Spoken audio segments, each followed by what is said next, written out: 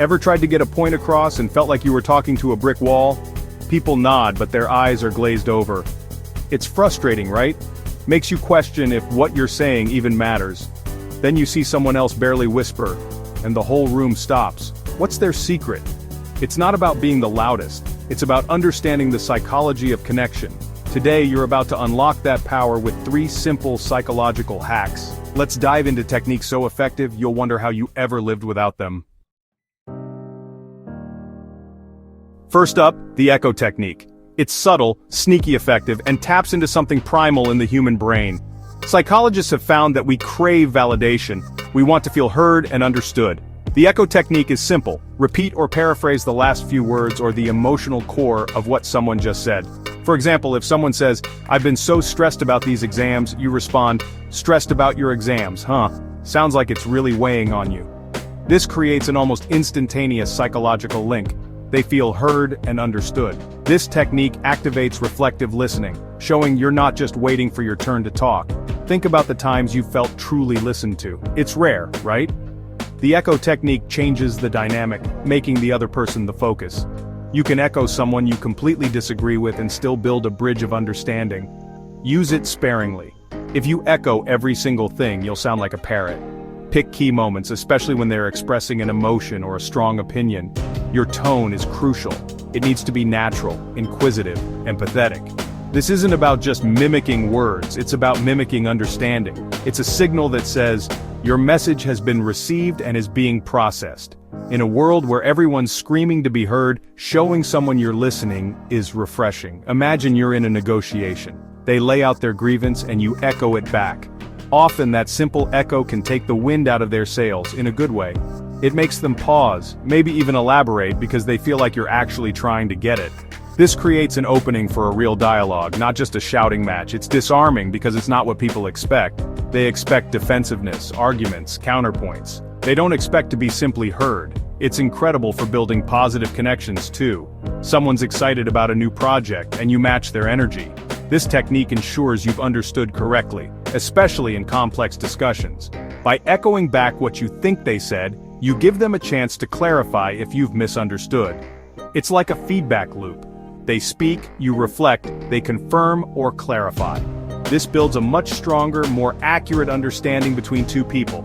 It's active listening on steroids, and it costs you nothing but a little bit of attention and a few carefully chosen words. So the next time you're in a conversation, resist the urge to immediately jump in with your own thoughts. Listen, really listen, and then try a gentle echo. Next up, the power pause. This technique is all about what you say. It's about harnessing the incredible psychological weight of silence. Most people are uncomfortable with silence in a conversation. They rush, they babble, they throw in filler words. But people who command a room, they're comfortable with the pause. Imagine someone making a strong point and then stopping. Silence for 2, maybe 3 seconds. What happens? It builds tension. Everyone leans in thinking, what's coming next? It amplifies the impact of what you just said and what you're about to say. It gives listeners a moment to process what you just delivered. Behavioral psychology backs this up. Strategic silence increases your perceived authority and confidence. The person who's comfortable enough to just stop talking seems more in control, more deliberate, more thoughtful. The power pause projects an aura of self-assuredness that's incredibly persuasive. It also gives the other person space to lean in mentally. They might even start to fill the silence themselves. Use this after you've delivered a strong point or a challenging question. Let it sink in. Don't be afraid of that quiet. That's where the magic is happening. The brain replays powerful moments during those brief silences. Think about some of the greatest speakers in history. They were masters of rhythm and timing. The pauses were just as important as the pronouncements. It's about creating a cadence that draws people in, keeps them engaged, and makes your message memorable. Rushing through your points is a rookie mistake.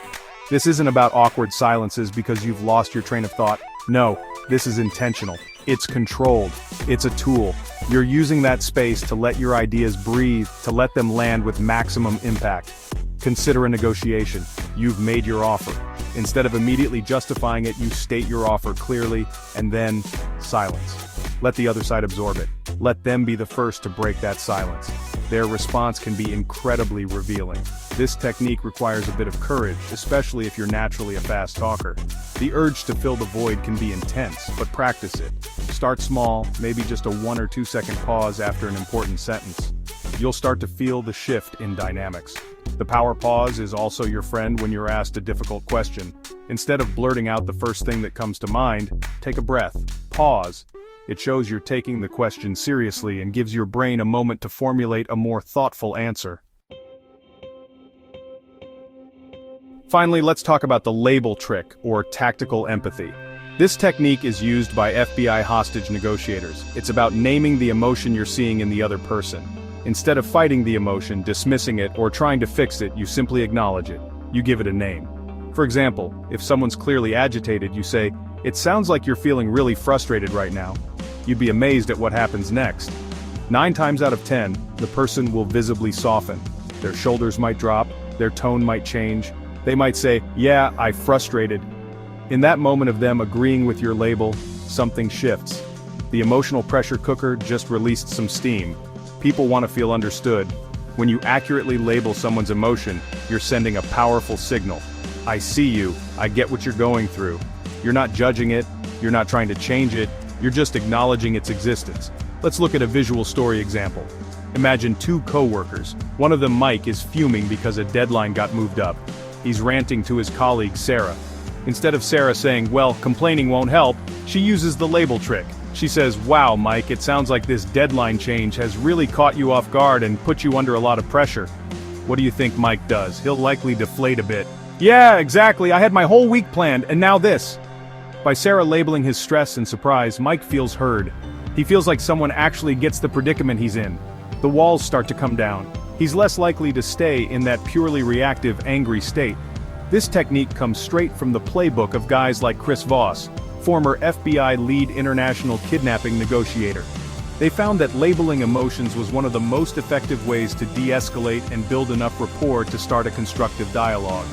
In everyday conversations, people often don't even know what they want. They think they want advice or for you to solve their problem. But more often than not, what they really want is just understanding. They want to know that their feelings are valid and that someone else recognizes them. The label trick delivers exactly that. It proves you get it, or at least you're trying hard to. Notice I've been using phrases like "it sounds like" or "it seems like." This is crucial. You're not saying "you angry" in an accusatory way. You're offering a hypothesis about their emotional state. This gives them the space to agree, or even to correct you gently, if you're slightly off. This isn't about being a mind reader, it's about being an astute observer of verbal and nonverbal cues. Think about how this contrasts with the typical response. Someone's upset and we say, "Calm down." That's like throwing gasoline on a fire. It's dismissive. It implies their feelings are wrong or inappropriate. Labeling, on the other hand, is inclusive. It says, "Your feelings are welcome here, I see them." This technique gives the other person psychological permission to relax. Once their emotion has been acknowledged, they don't need to keep broadcasting it so loudly. They've been heard. Now they can often move past the raw emotion and start thinking more rationally about the situation. So the next time you find yourself in a conversation where emotions are running high, try to gently label the emotion you're perceiving. Watch the dynamic shift. See how it opens up the conversation.